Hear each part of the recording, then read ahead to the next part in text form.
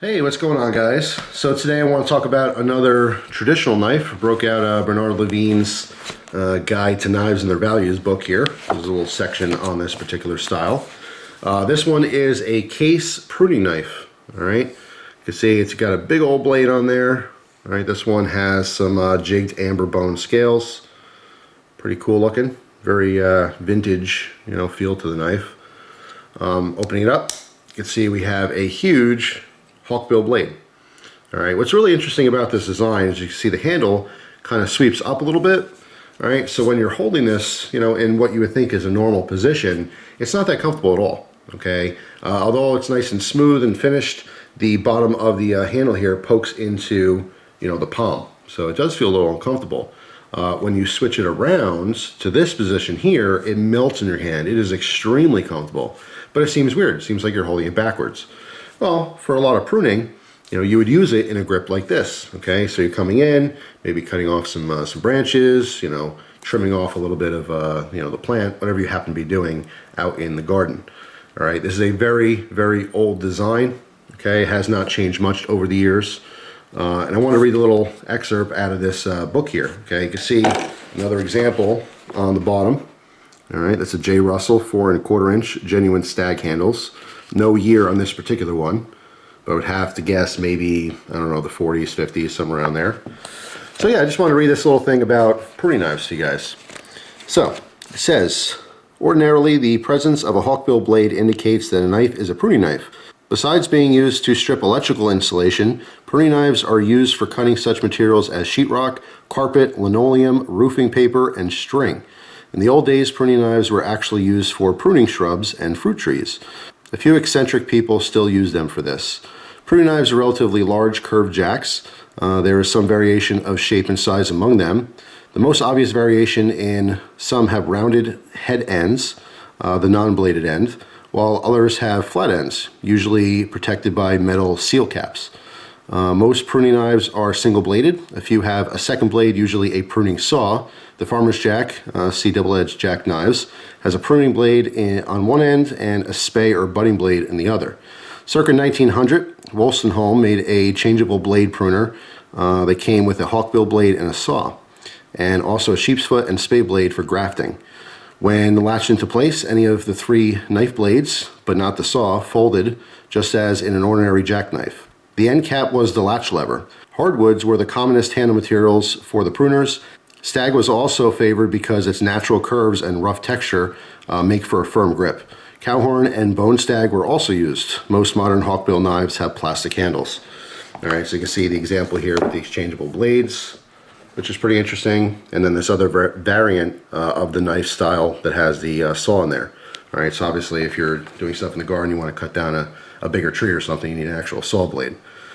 So yeah, I thought that was pretty interesting and worth sharing with you guys. It's a it's an old design. It's not as practical for like EDC. I do talk about HAWKBILL style blades, specifically karambits, which some people like to carry for self-defense. They slice amazing because of the natural curve. As you're slicing into something, it just bites deeper and deeper because of that curvature. It has nowhere to go but deeper into the medium or material that you're actually slicing. So although you can use them, for an EDC style blade, they're just not as versatile.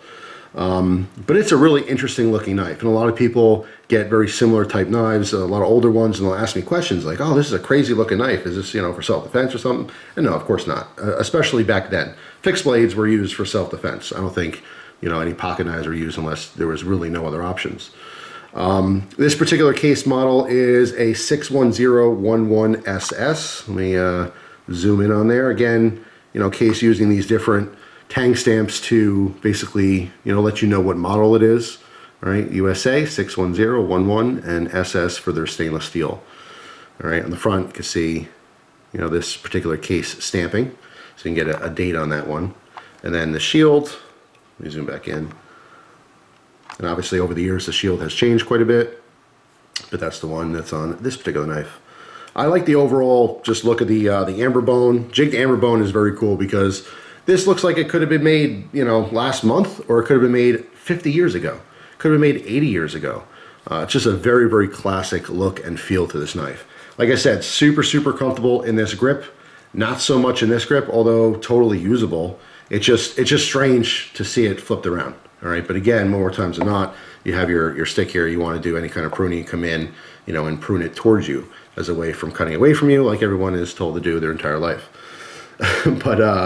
But yeah, these knives sell for roughly $70. The case version of this, of course, there's going to be cheaper ones, and there's going to be lots of other brands that have various prices. But if you happen to be a WR Case & Son collector, that's about what you're going to pay. This exact knife is about $70. Of course, you have different handle materials. It might be a little more or a little less. You can see all that shine on that blade glistening. That's just a nice high polish, which is both good and bad, because as I get in, you can see all those smudges. So it's something that you want to constantly wipe off. At least I do. It totally bugs me. So I got to wipe it down every time. There is a half stop on this. Okay, very distinctive half stop, so you don't accidentally cut yourself closing it. Once it is in the closed position, you can see obviously the blade sticks out quite a bit. All right, so it kind of looks funky. There is a nail nick. I don't know why, because there's so much blade here to open this. I don't know why you would ever need a nail nick, but hey, it's tradition, it's on there. Just in case it got really stiff or something, you can actually use your fingernail, you know, to assist in opening it. This is actually uncomfortable for me. It's just easier to pinch and open that way. There you go, gotta wipe that blade off again. But yeah, totally historic design. Like I said, case has not changed a thing. This is just like the originals from over 100 years ago. Very, very interesting. So I'd love to hear if you guys are into pruning knives, and more specifically, do you actually use them? Do you use these types of knives in the garden, you know, or do you just end up using some kind of modern, you know, snips or something? Be curious to hear that. And also, for the people who collect these, it is an interesting pattern, so it makes it extra fun to collect. I kind of thought about getting into pruning knives for a while, but I just kind of went in a different direction. I focused on trappers, specifically case trappers, but you know, trappers of all kind, full-size trappers anyway. That's been the focus of my, you know, traditionals, you know, collection as of now. Although you guys know I like to have a little of everything, right? So if there's a unique design like this is staying in the collection just because it's unique. And if someone happens to look at a bunch of knives who don't even know anything about knives, stuff like this stands out. You know what I mean? You have a bunch of cool trappers on the table, some that are $200–300, you know, exotic materials, and then you have this thing next to it, and they go, ooh, what's that? Because it's got a big fat blade sticking out, right? So it becomes a conversation piece. It's a really interesting design to want to talk about and show. And like I said, it has a ton of history. And yes, I have to wipe that fingerprint off yet again. So I would love if Case made one of these in, you know, stonewash finish, so you don't see all those fingerprints. But it is a very cool looking knife. Like I said, to me, super traditional with this particular handle scales. I love them. It's very, very cool. So anyway, that's it. That is the Case pruning knife, or pruning knives in general. Let me know down below again if you're into these, if you collect them, and more specifically, if you actually use these. I'd love to know about it. So hopefully you guys have a wonderful day, and I will see you tomorrow with a brand new video. Take care.